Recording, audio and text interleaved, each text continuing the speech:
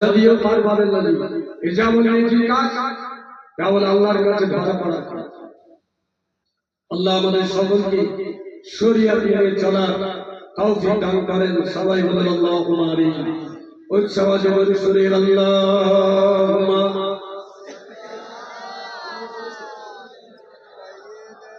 এই আওয়াজটা বলছি ওয়ালা আলি সাইয়্যিদিনা মাওলানা ওয়া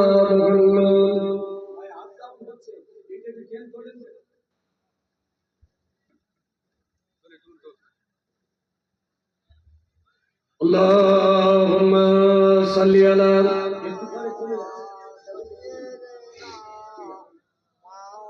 ওয়ালা আলি সাইয়্যিদিনা মাওলানা মুহাম্মদ।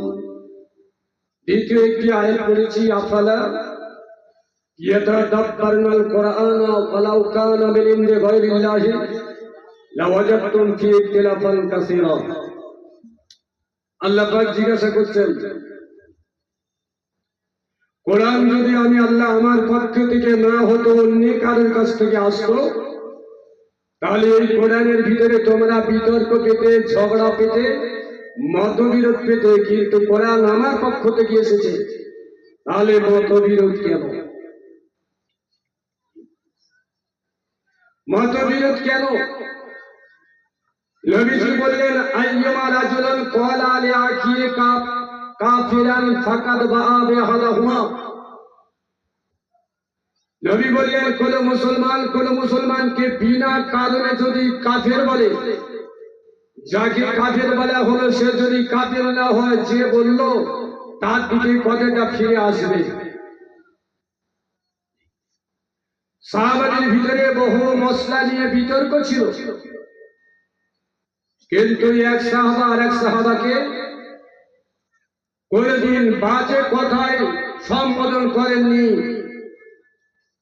আর এখন বক্তারা মাইকে মুখ দিয়ে আমার ওয়াজটা যদি অন্যের বিপক্ষে যায় বা আমার কথা যদি অন্যজন কটূক্তি করে, যেটা ঠিক হয়নি, কাফের বলবো, মুনাফিক বলবো, মুশরিক বলবো, জাহান্নামী পর্যন্ত বলবো।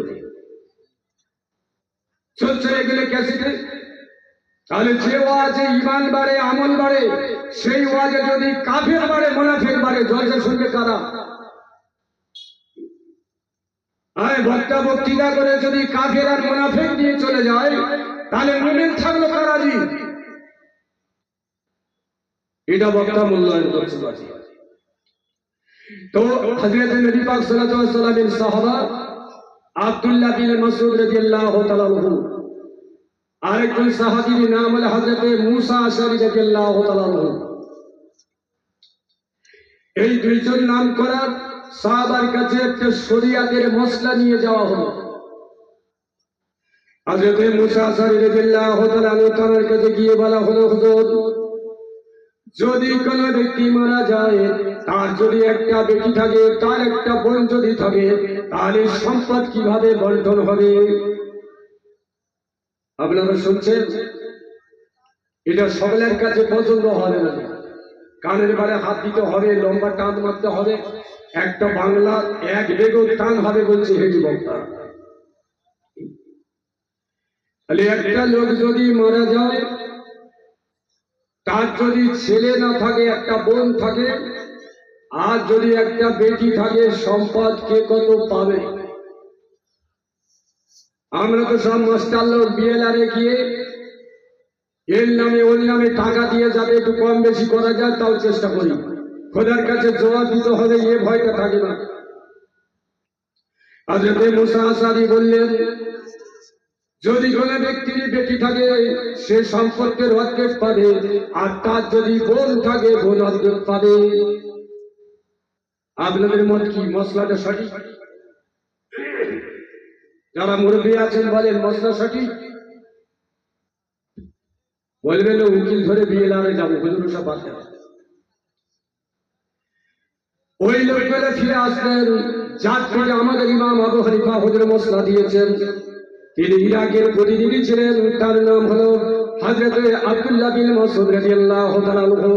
হযরত আব্দুল্লাহর কাছে চলে গেলেন, হুজুর এই মসলাটা বলে দেন, যার বাপ মারা গেছে তার যদি বেটি থাকে সে কত পাবে, আর তার যদি ফুফু থাকে বা বাপের বোন যদি থাকে কত পাবে? আব্দুল্লাহ বিন মাসউদ বললেন, হে আমার ভাইরা, ইতিপূর্বে কি কারোর কাছে মসলাটা জেনেছেন?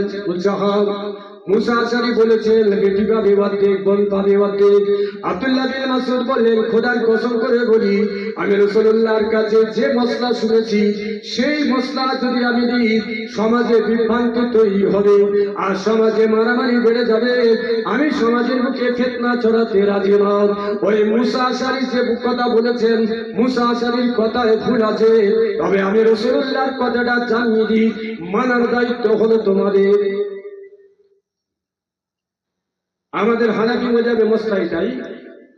আব্দুল্লাহ বিন মাসউদ বললেন, যদি কোনো ব্যক্তি মারা যায় তার যদি একটা বেটি থাকে সম্পত্তি অর্ধেক বেটি পাবে।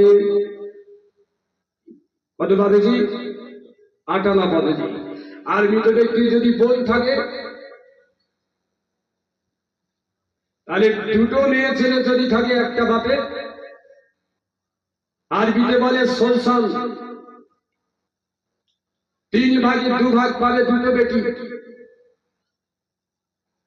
তাহলে একটা মেয়ে ছেলে অর্ধেক পাবে, আর একজন যদি 1/6 পাবে, তাহলে ফুফু পাবে কত? 1/6। অবশিষ্ট সম্পত্তি যদি থাকে চাচা, দূরবর্তী চাচাতো ভাই তারা পাবে, না হলে বাইতুল মালে জমা পড়বে। তাহলে দুটো বোন যদি থাকে ফুফু, দুটো বোন হলে 1 টাকার 12 আনা পাবে, একজন হলে 8 আনা পাবে।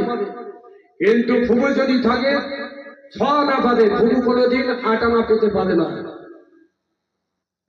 তাহলে দুজন সাহাবী দুরকম মসলা হয়ে গেল। লোকেরা বলেন, আপনি যেটা বলেছেন আমরা মেনে নেব, বেটি অর্ধেক পাবে, ফুফু কিন্তু 6 আনা পাবে, ফুফু কোনোদিন অর্ধেক পাবে না। আব্দুল্লাহ বিন মাসউদ বললেন, ভুল ফতোয়া দিলে সমাজে বিশৃঙ্খলা তৈরি হবে। তারা বলেন, হুজুর আপনার কথা মেনে নিলাম। এরপরে ওই লোকগুলো হযরত মুসা আশারীর কাছে গিয়ে হাজির হলেন, ও নবী পাকের সাহাবী, আপনি যে ফতোয়া দিয়েছেন আব্দুল্লাহ বিন মাসউদের ফতোয়ার সঙ্গে মেলে না। আপনি যে ফতোয়া দিয়েছেন আব্দুল্লাহ বিন মাসউদের সঙ্গে মেলে না। মুসা আশারী ওই সময় বললেন, ভাইরা, আব্দুল্লাহ বিন মাসউদ তিনি একজন বড় সাহাবী, তিনি যে কথা বলেছেন তোমাদের কাছে যদি বড় আলেম হয়, তোমাদের কাছে যদি জ্ঞানী হয়, আব্দুল্লাহ বিন মাসউদের মসলাটা মেনে নাও, আমার মসলাটা পরিত্যাগ করো। সবাই বললেন, আমরা আব্দুল্লাহ বিন মাসউদের মসলা মেনে নিলাম।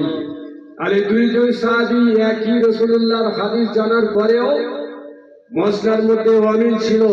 কেউ কাউকে কাফের গোমরাহি বলেছেন। আমার ওয়াজটা যদি আপনি বলেন ঠিক হয়নি, আমি সঙ্গে সঙ্গে লাফ দিয়ে বলবো কাফের হয়ে গেছে, মুনাফিক হয়ে গেছে।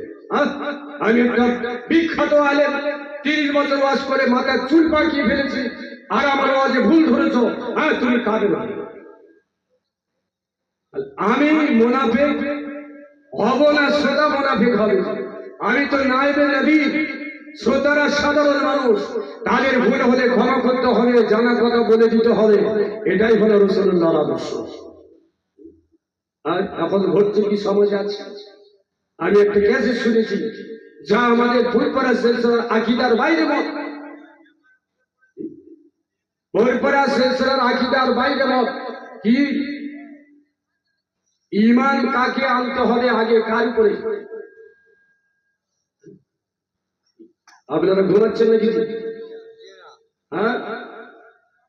ঈমান আগে কার উপরে আনতে হবে? আল্লাহ না নবী? পিছন দিকে দেখতে আর কি ভাব বুঝতে পারছি না। আর এটা রেখে যেটা বলছিলাম সেটাই বলি। আমি একটু ঘা দিয়ে দেখলাম, মনোযোগ কোন দিকে। এখানে হাজী সাহেব আছেন, হাজী সাহেব এদিক ওদিক তাকাচ্ছে, জমি কেনার বেলা সবল আর হাজির বেলা খুঁজছে কে আছে। তাহলে উমরাখারি কেউ নেই, উমরাখারি ওমরাকারীদের জন্য এই মশলা নেই। হাজিদের জন্য 9 তারিখে আরাফার মাঠে যেতে হয়, হজের দ্বিতীয় ফরজ। জোহরের নামাজ পাঠ করে আজান দিয়ে একামত দিয়ে পাঠ করে ফের একামত দিয়ে আসরের নামাজ হয়, দুটো নামাজ একসঙ্গে। তো এই ক্ষেত্রে মশলার ভাগ আছে। আমরা যারা হানাফি আমাদের জন্য এক মশলা, আর হাম্বলি শাফি ইমাম মালিক তারা দিচ্ছে আর এক মশলা। এই হজের মাঠে জি, তো আরাফার মাঠে জোহর আর আসর নবীজি পড়েছিলেন 2 রাকাত, আর যারা মক্কা থেকে আরাফায় যাবেন তাদের পড়তে হবে 4 রাকাত 4 রাকাত করে। কেমন? একই তো নামাজ, একই নামাজি। হাজিদের হজ এগিয়ে দিতে যাবেন, এখন তো আপনার ওই হজ হাউস আছে, ওখানে এক ধরনের বই দেওয়া হবে, বিড়ি কোম্পানির পক্ষ থেকে বই, মুর্শিদাবাদ আলে হাদিসের পক্ষ থেকে বই। মিনা আরাফাতে 2 রাকাতের বেশি পড়া যাবে না। আবু হানিফা হুজুরের মতে 4 রাকাত পড়তে হবে। পার্থক্য কোথায়? নবী পাক সাল্লাল্লাহু আলাইহি ওয়াসাল্লাম জীবনে একবার হজ করেছিলেন। মদিনা থেকে তিনি এসেছিলেন মিনায়, মিনা থেকে নবীজি আরাফায় গিয়েছিলেন। সেই জন্য নবীজি হলেন মুসাফির। এই জন্য জোহর আর আসর এই 2 রাকাত করে জোহরের নামাজ 2 রাকাত, আসরের নামাজ নবীজি 2 রাকাত পড়েছিলেন। কিন্তু মক্কায় যারা যাবে হজ করতে, মক্কায় থাকলো, হজের আগে 15 দিন যাদের পার হয়ে যাবে, তারা যখন মিনা থেকে আরাফায় যাবে তারা 4 রাকাত নামাজ আদায় করবে। তাহলে ওখানকার ইমাম হজের দিনে ইমামতি করেন। যারা ওই নামাজের সঙ্গে যোগ দিতে পারে না, তাবুর মধ্যে নামাজ পড়েন, তারা পড়বেন 4 রাকাত। জোহর পড়ে আজান দিয়ে একামত দিয়ে তাবুর ভিতরে 4 রাকাত পড়ে আবার একামত দিয়ে আবার 4 রাকাত পড়বেন আসরের নামাজ। একই নামাজ নবী পড়েছিলেন এক, আমরা পড়ছি এক। তাহলে নবীর বিরুদ্ধে চারণ করলে তো ঈমান নষ্ট হবে। কিন্তু মশলা হলো যারা মক্কা থেকে মিনায় যায়, আরাফায় যায়, তারা হলো মুকিম, স্থায়ী বসবাসকারী। আমরা যারা হজে যাই 15 দিন যাওয়ার পরে আমরা স্থায়ী বসবাসকারী, সেই জন্য আমাদের 4 রাকাত 4 রাকাত পড়তে হয়। নবী মিনা থেকে মক্কা, মদিনা থেকে মিনা, মিনা থেকে আরাফায় এসেছিলেন। নবী ছিলেন মুসাফির, সেই জন্য নবীজি 2 রাকাত করে পড়েছিলেন। আমি কয়েকটা তথ্য আপনাদের দিচ্ছি, এটা ঠিক বুঝতে পারবেন না আমি কি বলতে চাচ্ছি। তাহলে মশলায় পার্থক্য ছিল, কিন্তু কেউ কাউকে কাফের জাহান্নামী বলেননি। আর আমরা একটু অসুবিধা হলে মুখে লাইসেন্স নেই, কাদের বলে দিলাম, মুনাফিক বলে দিলাম, জাহান্নামী বলে দিলাম। কাকে বলছি সেটা আমি হিসেব করছি না। হযরত আবু যর গফারী রাদিয়াল্লাহু তাআলা আনহু তানার জীবদ্দশা রাসূলুল্লাহ পরে তিনি হজ করতে গিয়েছেন, আর একজন মক্কাবাসী হযরত আবু যর গফারীর কাছে গিয়েছেন খুঁজতে। তানার বাড়িতে পেলেন না, বাড়িতে না পেয়ে জিজ্ঞাসা করলেন কোথায়, বাড়িতে বলে দিলেন আবু যর গফারী তিনি আরাফার মাঠে আছেন, হজ আদায় করতে গিয়েছেন। লোকটি খুঁজে আবু যর গফারী রাদিয়াল্লাহু তাআলার কাছে গিয়ে ধরলেন, ও আবু যর, আমি এসেছি দুটো কথা জানতে। রাসূল পাক সাল্লাল্লাহু আলাইহি ওয়াসাল্লাম তিনি হজের মৌসুমে আরাফার মাঠে 2 রাকাত নামাজ পড়েছিলেন। হযরত আবু বকর তিনি রাসূলুল্লাহর সঙ্গে 2 রাকাত পড়েছিলেন। হযরত ওমর ফারুক তিনি 2 রাকাত পাঠ করেছিলেন। এখন আপনি বলুন আবু যর গফারী, এই আরাফার মাঠে আপনি উপস্থিত আছেন, আপনি কয় রাকাত নামাজ পড়বেন? আলী রাসূল বললেন 2, আবু বকর পড়লেন 2, ওমর পড়লেন 2, আপনি এসেছেন কয় রাকাত পড়বেন? আবু যর গফারী রাদিয়াল্লাহু তাআলা বললেন, ভাই সত্য কথা, রাসূল পড়েছেন 2 রাকাত, এটা আমি জানি। আবু বকর পড়েছেন 2 রাকাত, এটা আমি জানি। ওমর ফারুক পড়েছেন 2 রাকাত, এটা আমি জানি। আমিও রাসূলুল্লাহর সাথে এর আগে জায়গায় 2 রাকাত পড়েছিলাম, কিন্তু আজকে হজের সময় আমি এসেছি। মদিনা থেকে যিনি এসেছেন মক্কায়, তিনি মক্কার খলিফা, মদিনার খলিফা হযরত ওমর ফারুক রাদিয়াল্লাহু তাআলা আনহু। তিনি হজের 15 দিন আগে তিনি মক্কায় চলে এসেছেন, এখন তিনি মক্কায় আছেন। হযরত উসমান গনি রাদিয়াল্লাহু তাআলা আনহু তিনি এখনো মক্কায় আছেন। সুতরাং হযরত উসমান গনি রাদিয়াল্লাহু তাআলা আনহু তিনি এই ময়দানে 4 রাকাত নামাজ আদায় করেন। যখন তিনি আসেন 4 রাকাত আদায় করেন। আমি রাসূল পড়েছেন 2 রাকাত, আবু বকর পড়েছেন 2 রাকাত, ওমর পড়েছেন 2 রাকাত, কিন্তু হযরত উসমান গনি খলিফা তিনি 4 রাকাত যখন আদায় করেছেন, আমি এই মাঠে 4 রাকাত আদায় করব। তাহলে নবী বললেন এক, সাহাবী বললেন এক, কি বলবেন? হযরত আবু যর গফারিকে প্রশ্ন করা হলো, হুজুর কেন আপনি 4 পড়বেন? হযরত আবু যর গফারি বললেন, আমি 4 পড়ব এই জন্য, যেহেতু রাষ্ট্রনেতা খলিফা তিনি মসনদ পরিবর্তন করতে পারেন, তাই উসমান গনি যদি 4 রাকাত পড়েন, আমি খলিফার মর্যাদা নষ্ট করতে পারি না, আমি 4 রাকাত পড়ব বলে সুবহানাল্লাহ। এখন এই হাদিস পড়ে কি বলবেন? রাসূলের আমলের সঙ্গে তো আঙ্গুল মিলল না। রাসূল থেকে সাহাবারা বড় নন, রাসূলুল্লাহ থেকে একজন সাহাবী বড় নন। তাহলে রাসূলুল্লাহর আমলের থেকে পার্থক্য কেমন? রাসূল ছিলেন মুসাফির, মক্কা থেকে যারা যাবেন তারা হলো মুকিম, সেই জন্য তারা যদি ইমামের পিছনে না পড়ে আলাদা পড়বে 4 রাকাত। কেউ কারোর মুনাফিক আর হাদিসের খেলাফ এটা ভাবা ঠিক হবে না। আরো দুটো তথ্য দিচ্ছি। হযরত আব্দুল্লাহ বিন মাসউদ রাদিয়াল্লাহু তাআলা আনহু তাকে জিজ্ঞাসা করা হয়েছিল, হুজুর রাসূলুল্লাহ আরাফার মাঠে 2 রাকাত পড়েছিলেন, আপনার মত কি? হযরত আব্দুল্লাহ বিন মাসউদ তিনি পড়লেন, ইন্না লিল্লাহি ওয়া ইন্না ইলাইহি রাজিউন। আর পাশে এটা প্রথা ছিল, মতের সঙ্গে যখন মত না মিলত, দুঃখ পেত, ইন্না লিল্লাহি ওয়া ইন্না ইলাইহি রাজিউন পাঠ করতেন। আমরা কখন পড়ি? মারা গেলে পড়ে। রাসূল পড়েছিলেন ইন্না লিল্লাহি ওয়া ইন্না ইলাইহি রাজিউন পড়েছিলেন, তো আমরা পড়ি। আব্দুল্লাহ বিন মাসউদ এই কথা বললেন। জিজ্ঞাসা করা, হুজুর আপনার মসলাটা কি? আব্দুল্লাহ বিন মাসউদ বললেন, রাসূল পড়েছেন 2 রাকাত, হযরত ওমর পড়েছেন 2 রাকাত, আবু বকর পড়েছেন 2 রাকাত, কিন্তু এখন মক্কায় শ্বশুর বাড়িতে উপস্থিত আছেন হযরত উসমান গনি রাদিয়াল্লাহু তাআলা আনহু, তাই তিনি এই ময়দানে 4 রাকাত পড়েন, আমি 4 রাকাত আদায় করব। তাহলে কেউ কারোর মুনাফিক বলেছেন, মুশরিক বলেছেন? বলেননি। রাসূল থেকে যখন সাবিত আছে, বোঝা এবং অবোঝার মধ্যে অমিল থাকতে পারে, কিন্তু আমি সব একা বুঝি, আর আমার মতের সঙ্গে মিল না হলে কাফের বলবো, বেঈমান বলবো, মুনাফিক বলবো, মুশরিক বলবো, জাহান্নামী বলবো। রাসূল এই পারমিশন কাউকে দিয়ে যায়নি। রাসূল পারমিশন দিয়ে যায়নি কাকে? নবী পাক সাল্লাল্লাহু আলাইহি ওয়াসাল্লাম বদরের যুদ্ধ হয়েছিল, প্রথম যুদ্ধ, দ্বিতীয় যুদ্ধ হচ্ছে উহুদের যুদ্ধ। তো বিধর্মী কাফেরেরা কিছু বন্দী হয়ে গেল। 2 জন নাম করা সাহাবী হযরত আবু বকর, হযরত ওমর রাদিয়াল্লাহু তাআলা কে দুদিকে বসিয়ে দিয়ে আল্লাহ নবী পরামর্শ নিচ্ছেন, আপনারা 2 জন জ্ঞানী সাহাবা বলুন ওই বন্দীদের সঙ্গে কি ব্যবহার করা যায়।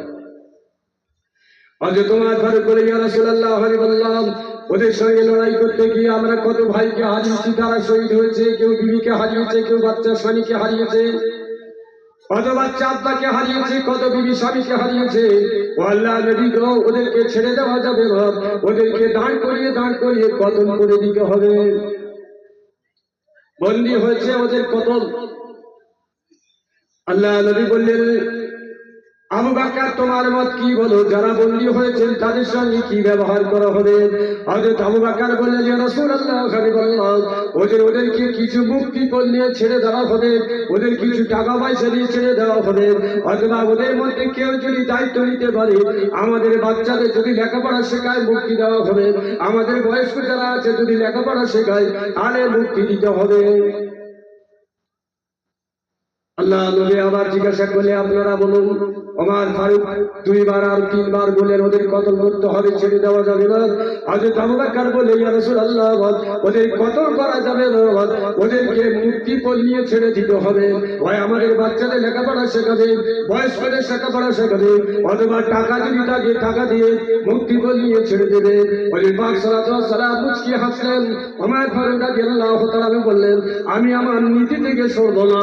ওদের সঙ্গে লড়াই করে আমাদের অনেক ভাই মারা গেছে, আমাদের অনেক বিবিরা বেড়া হয়ে গেছে, অনেক বাচ্চা আব্বাহারা হয়ে গেছে, অনেকের শরীর আঘাতপ্রাপ্ত হয়েছে, এখনো অনেকে খোড়া আছে, অনেকে দুর্বল আছে। ইয়া রাসূলুল্লাহ আমার নীতি থেকে সরব না। আল্লাহ রাসূল বললেন ওমর তুমি একটু দয়া দেখাও, মায়া দেখাও। আমি দেখছি হযরত আবু বকর অন্তরটা হযরত ইব্রাহিম নবীর মতো নরম, সুতরাং আমি ওই আবু বকরের মতটা মেনে নিলাম। ওদেরকে কিছু পয়সা মুক্তিপণ নিয়ে আমি ওদেরকে মুক্তি দিয়ে দেব। তাহলে দুইজন সাহাবীর মত রাসূল নিলেন, কিন্তু কেউ কারোর প্রতি রাগান্বিত হলেন না, যে যার জ্ঞানের কথা বোঝালেন। নবী মেনে নিলেন হযরত আবু বকরের কথা, মানবতা। আর আমরা এখন তো গায়ে রাগ ছাড়ছি, গলার জোরও আছে, ভালো মাইক আছে, কে কত প্রতিশোধমূলক কথা বলতে পারে মাইকে বলে চলে যাচ্ছি। অথচ হেডলাইন কি লেখা আছে ইসালে সওয়াব। কারোর কাজের বললে, মুনাফিক বললে, জাহান্নামী বললে সব হয়। না তো বলছেন কমন করছে কাজ। তাহলে মুনাফিক বললে, কাফের বললে, মুশরিক বললে, জাহান্নামী বললে সব হয়।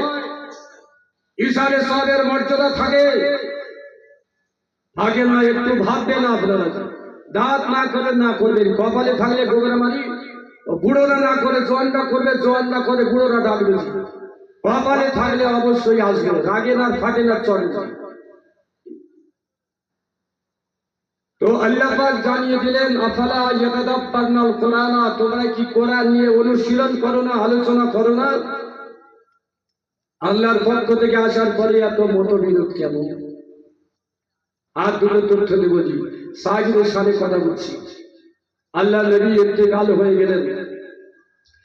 হযরত আবু বকর রাদিয়াল্লাহু তাআলা দুটো মশলা আছে, একটা উনি শাক বলে জায়গায় গিয়েছিলেন, আর একটা মশলা আছে ওনার বিবির শরীর খারাপ, শ্বশুর বাড়ি গিয়েছিলেন। রাস্তায় শুনলেন আল্লাহ নবীর শরীর খারাপ হয়ে গেছে, ইন্তেকাল হয়েছে। তো হযরত আবু বকর রাদিয়াল্লাহু তাআলা ফিরে আসলেন, এসে দেখছেন আল্লাহ নবী চাদর চাপা দেওয়া আছে, নবীজি ইন্তেকাল করেছেন। হযরত আবু বকর রাদিয়াল্লাহু তাআলা মাথার ধারে বসে কাঁদছেন আর বলছেন আজ থেকে নবুয়ত বন্ধ হয়ে গেল, আজ থেকে জিবরিল আসা বন্ধ হয়ে গেল। আল্লাহ পাকের নবী আল্লাহ দিদারে চলে গেছেন, নবীজি ইন্তেকাল করেছেন। মুখের চাদরটা তুলে আল্লাহ নবীর কপালে হযরত আবু বকর রাদিয়াল্লাহু তাআলা তিনি চুমা দিচ্ছেন, মেনে নিলেন রাসূল ইন্তেকাল করেছেন। তাহলে বাপ যদি মরে যায়, ছেলে বাপের কপালে মৃত্যুর পরেও চুমা খেতে পারে। এই নবীজি যেহেতু হযরত আবু বকর খেয়েছিলেন, বাপের কপালে ছেলে চুমা খেতে পারে। ছেলে যদি বড় হয়, উপযুক্ত সংসার চালানোর মতো উপযুক্ত ছেলে মারা গেছে, বাপ জড়িয়ে কাঁদতে পারে, ছেলের মাথায় কপালে চুমা দিতে পারে, হারাম নয়। বিবির গালে চুমা দেওয়া আলাদা, আর শোকের চুমা দেওয়া হচ্ছে না, দুটো এক করলে হবে। আজ তোমার ঘরে রাদিয়াল্লাহু তাআলা বাইরে তরবারি ওড়াচ্ছেন, যে বলবেন রাসূল ইন্তেকাল করেছেন তাকে আমি কতল করে দেব। রাসূল ইন্তেকাল করেননি, তিনি ঘুমিয়ে আছেন, তিনি আরাম করছেন। নবীজি মেরাজে যাওয়ার মতো তার আত্মা মেরাজে চলে গেছে, তিনি আরাম করছেন। কিন্তু যে বলবে রাসূল ইন্তেকাল করেছেন তার গর্দানটা আমি উড়িয়ে দেব। হযরত আবু বকর রাদিয়াল্লাহু তাআলা এসে বললেন ওয়া মুহাম্মাদুন ইল্লা রাসূলুন কাদ খালাত মিন ক্বাবলি রাসূল। ও ভাই উমর, তুমি কি আয়াত শোনো নাই? আল্লাহ পাক নবীজির শান অবতীর্ণ করেছেন, নবীর পূর্বে যত নবী এসেছেন ইন্তেকাল করেছেন, আমাদের নবী ঠিক ততই ইন্তেকাল করেছেন। একজন সাহাবী রাসূলুল্লাহর ইন্তেকাল নিয়ে বললেন রাসূল ইন্তেকাল করেছেন, আর একজন সাহাবী বলছে রাসূল ইন্তেকাল করেননি, যে বলবে তাকে কতল করে দেব। তাহলে রসুলকে নিয়ে দুইজন সাহাবীর একটু মতবিরোধ ছিল, কিন্তু কেউ কারোর কাঁধে জাহান্নামে বলেছেন, বলতে পারেন? হ্যাঁ, কিন্তু এখন আমরা তো বলেই ফেলছি। আল্লাহ হেফাজত করেন। এবার দুটো মশলার দিকে যাচ্ছি। মশলা হযরতে আলী কারামাল্লাহু ওয়াজহাহু রাস্তা দিয়ে হেঁটে হেঁটে হেঁটে হেঁটে যাচ্ছেন। এমন অবস্থায় দেখা গেল একটা পাগল গোছের মেয়ে ছেলে কিছু লোক তাকে ধরে জুতো পেটা পেটা করতে করতে রাস্তা দিয়ে আসছে, আর তাকে মেরে ফেলে দেবে এইভাবে ষড়যন্ত্র করে রাস্তা দিয়ে হেঁটে হেঁটে আসে। হযরত আলী কারামাল্লাহু ওয়াজহাহু বললেন, ও মদিনাবাসী ভাইরা, যুবকেরা, তোমরা এই নারীটাকে কেন পেটাচ্ছ? একে কেন জুতো দিয়ে মারছ? একে কেন তোমরা অপমান করছো? তারা বললে, এই নারীটি হলো জেনাকারিনী, জেনা করেছে, তাই জন্য খলিফা ওমর ফারুক বিচার করেছেন একে বুক পর্যন্ত মাটিতে পুঁতে আর 100টা পাথর মারতে হবে। কিন্তু আমরা ওই ময়দানে নিয়ে যাওয়ার আগে তাকে আমরা জুতো দিয়ে প্রহার করছি, কষ্ট দিচ্ছি। এটা হলো খলিফার নির্দেশ। এটা খলিফার নির্দেশ। কিন্তু সমাজে কিছু মানুষ আছে, ধরে আনতে বলে বেঁধে আনে, নাকি দুর্বল হলে হয়তো মারতে বলে একবারে হাত পা ভেঙে ফেলে। এটা অত্যন্ত বাড়াবাড়ি। নেতা বাবু যেটা বলেনি সেটা ঘটিয়ে ফেললো। হযরত আলী রাদিয়াল্লাহু তাআলা বলেন, মহিলাকে ছেড়ে দাও। লোকগুলো ছেড়ে দিয়ে আর দৌড়াচ্ছে।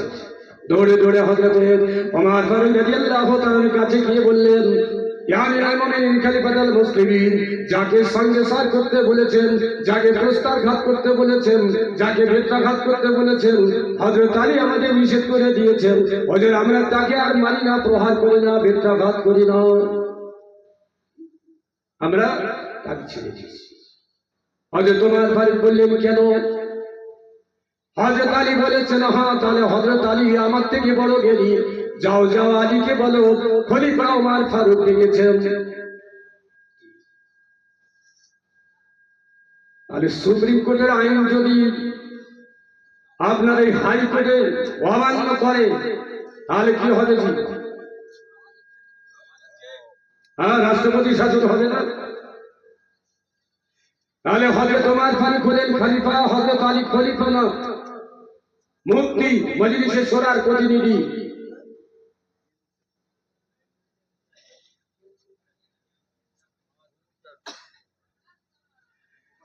তো যাও হযরত আলীকে ডেকে আনো।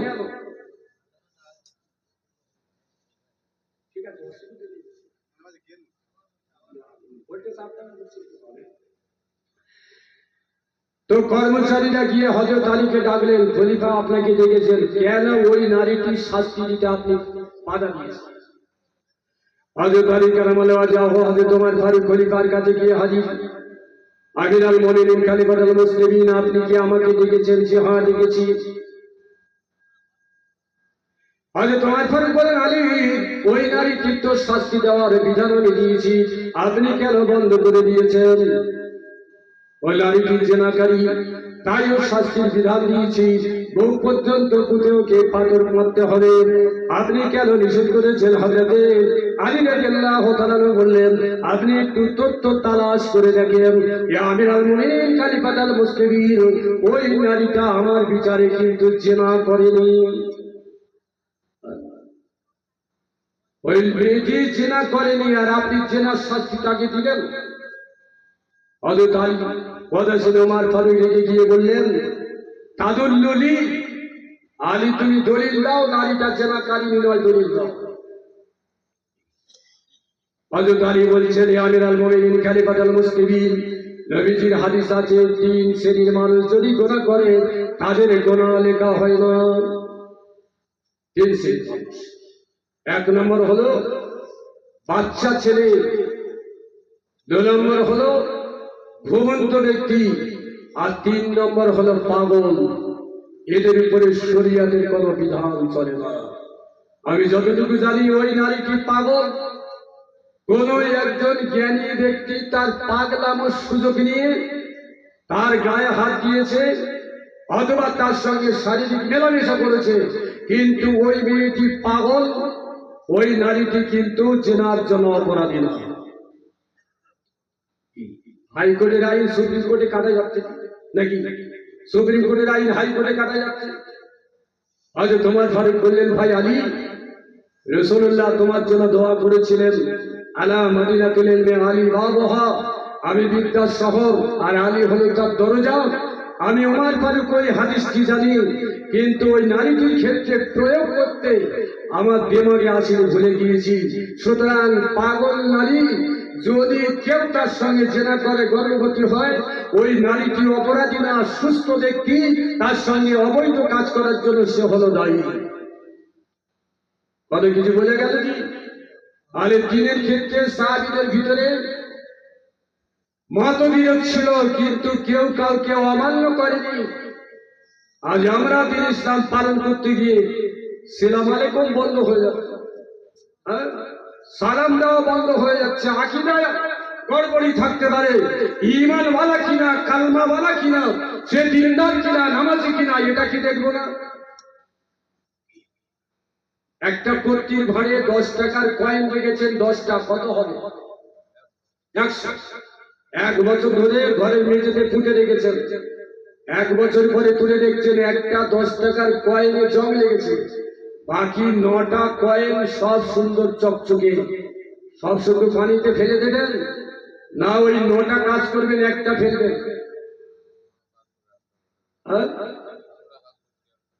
তাহলে 100% আমল করতে গিয়ে 90% পরিপূর্ণ দিনের উপরে, 99% দিনের উপরে 1% যদি ভুল হয়, তার জন্য 99% সব আমল বন্ধ, সব বরবাদ, জাহান্নামী, কাফের, মুশরিক, মুনাফিক।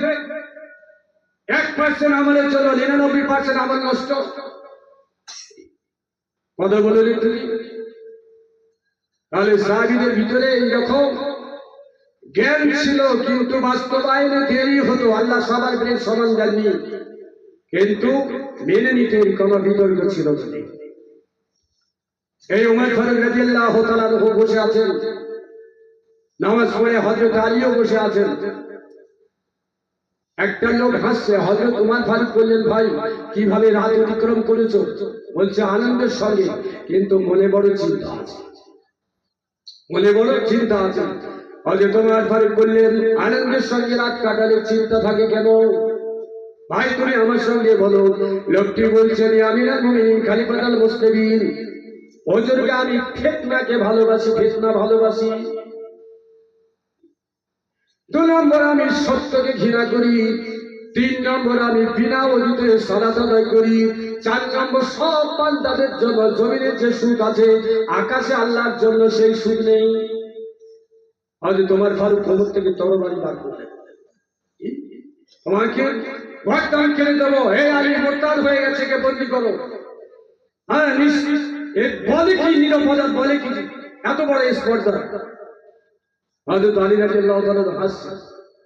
হযরত ওমর ফারুক বললেন, ভাই আলী, এ যা কথা বলেছে আমার বিচারে মোরতাদ হয়ে গেছে, এর গর্দান কেটে দিতে হবে, একে জেলখানায় বন্দী করে দিতে হবে। হযরত আলী বললেন, আমিরুল মুমিনিন, আপনি ঠান্ডা মাথায় একটু চিন্তা ভাবনা করেন, লোকটার ভিতরে কিছু কৌতুক আছে, কিন্তু লোকটা মোরতাদ হয়ে যায়নি, দিল থেকে বার হয়ে যায়নি। ওমর ফারুক বললেন, তুমিও দলে হয়ে গেছো? এত বাজে বাজে কথা বললো, তুমিও দলে হয়ে গেলে? ফিতনাকে ভালোবাসে মানে কি?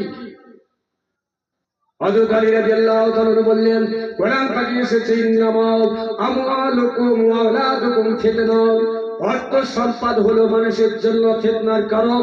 ওই লোকটি ফিতনার ভালোবাসে, অর্থাৎ সন্তানাদিকে বেশি ভালোবাসে। বলুন সুবহানাল্লাহ। হযরত ওমর ফারুক কথা বলে গেলেন, হযরত আলী দিচ্ছেন কোরআন থেকে দলিল। 2 নম্বর, ওই লোকটি সত্যকে ঘৃণা করে, কোরআন পাকে এসেছে,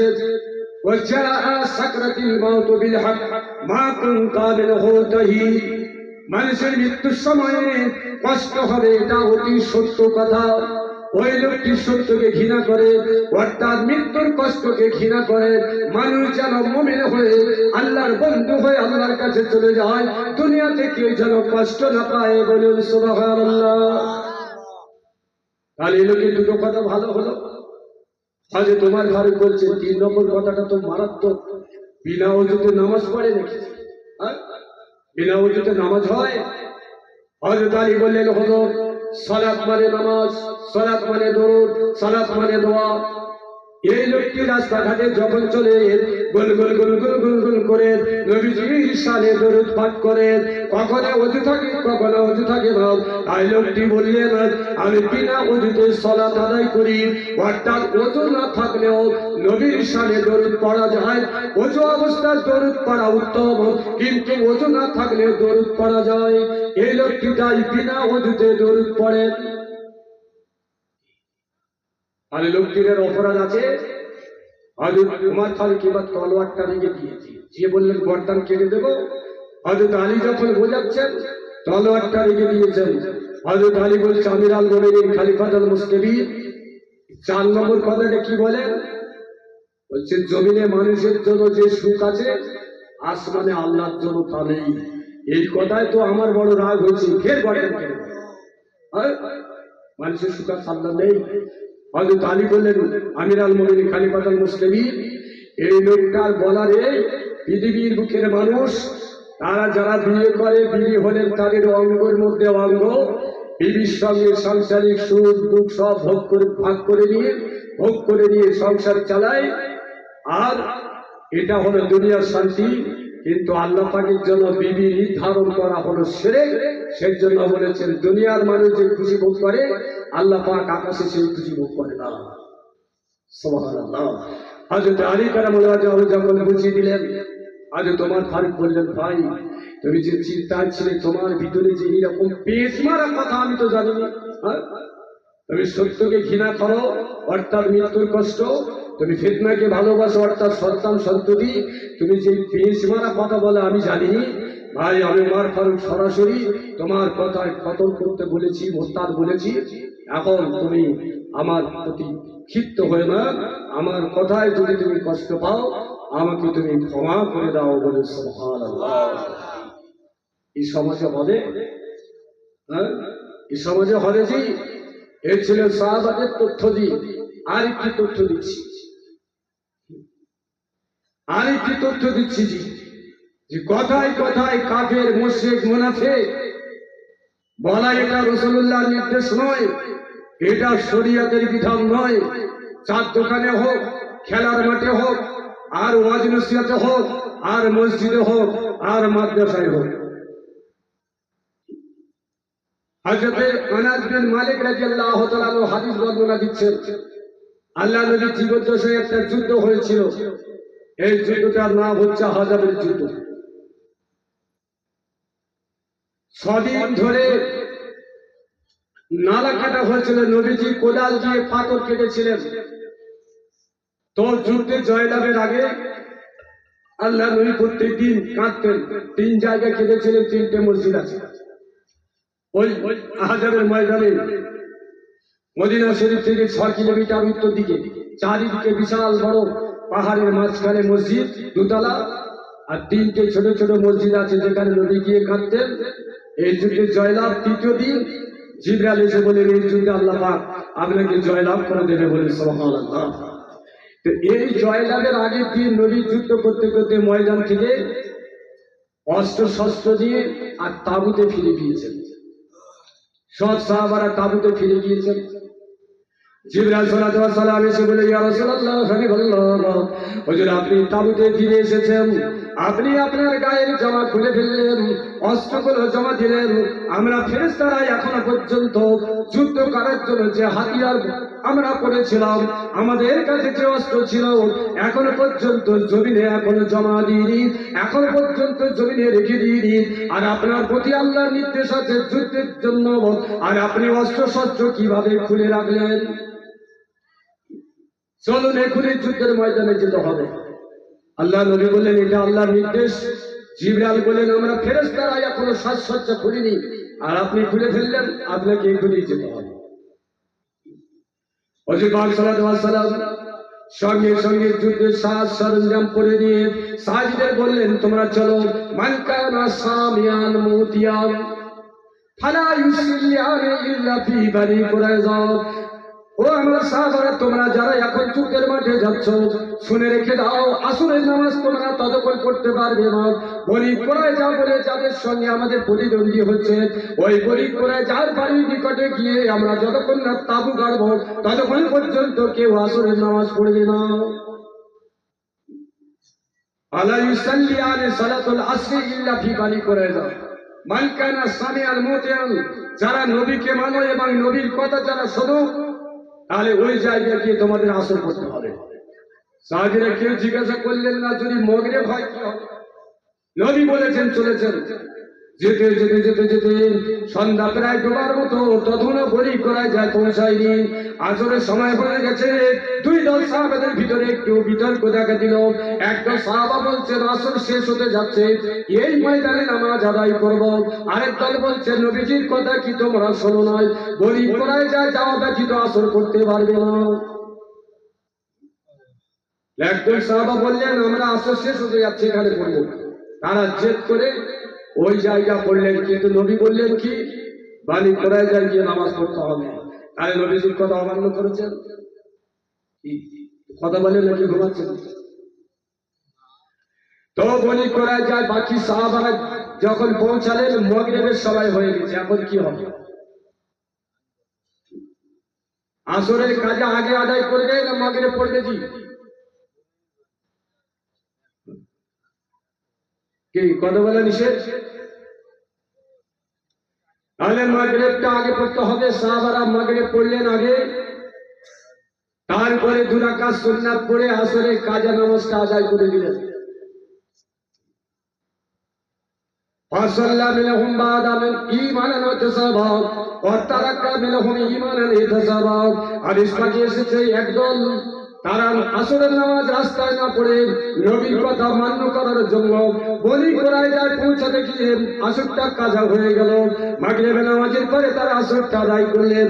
আর আরেকদল নবীর কথা মানতে গিয়ে মাঝপথে তারা নামাজ পড়েছিলেন, কিন্তু বনি কুরাইজায় তখনও পৌঁছে যায়নি। দুই দল সাহাবীর ভিতরে মতনৈক্য হলো। আল্লাহ নবীর কাছে সংবাদ যখন পৌঁছে গেল, নবী পাক সাল্লাল্লাহু আলাইহি ওয়াসাল্লাম সেই সময়ে সাহাবাদের তিরস্কার করলেন, তোমরা যারা রাস্তায় পড়েছো বনি কুরাইজায় পৌঁছাও নাই, তোমরা যারা বনি কুরাইজায় পৌঁছেছো তোমরা আসরের নামাজটা কাজা করেছো, আমি নবীর কমার কথা অমান্য করেছো। নবীজি তিরস্কার করলেন।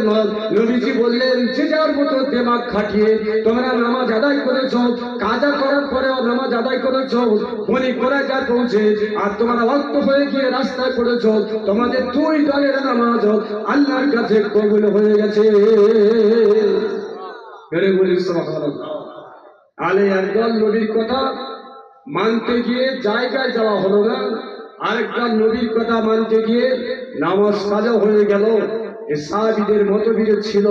কেউ কাউকে মুনাফিক, কাফির, জাহান্নামী, বিধর্মী, নবীর কথা অমান্য করেছো, এই ফতোয়া তারা দেয়নি। কোরআন যদি এক হয়, শরীয়ত যদি এক হয়, জুজি মশলায় পার্থক্য থাকতে পারে, থাকবে। সাহাবীদের সময় ছিল, থাকবে জি, কিন্তু তার জন্য কাফের বেঈমান মুনাফিক ফতোয়া দিয়ে বাজার গরম করা হচ্ছে। শেষ হাদিসটি বললো, আমার সময় শেষ, 11টা বেজে গেছে। হযরত ওমর ফারুক রাদিয়াল্লাহু তাআলার দরবারে একটা মেয়ে ছেলেকে ধরে আনা হয়েছে। মেয়ে ছেলেটির কপাল থেকে রক্ত বেরোচ্ছে। মেয়ে ছেলেটির গায়ে তৎকালীন সময় আমাদের মায়েদের মতো এত দামি দামি ব্লাউজ ছিল না। চাদর একটা পড়তো উপরে, অতিরিক্ত কাপড় ছিল।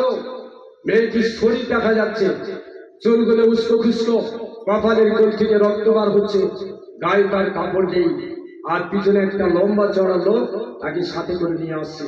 মেয়েটির গায়ে না আছে ব্লাউজ, না আছে ভালো কাপড়, না আছে পায়ে জুতো, না আছে মাথা ঢাকা, কপাল থেকে রক্ত বাড়ছে। হয়তো তোমার ফারুক রাদিয়াল্লাহু তাআলার কাছে আসলেন। লোকটাকে জিজ্ঞাসা করছে, মা খবর পাও, কি সংবাদ, কেন এসেছে? লোকটি বলছে, আমিরাল মুমিনিন খলিফাতুল মুসলিমিন, এই নারীটা হলো আমার বিবি, আমি একে বিয়ে করেছি। আমিরাল মুমিনিন, আমার বিচারের নারীটা হলো জেনাকারিনী। হয়তো তোমার ফারুক বললেন, কিভাবে বুঝলে? আমি হিসাব করে দেখেছি, যেদিন থেকে বিয়ে হয়েছিল পাক্কা 6 মাসের মাথায় একটা ছেলে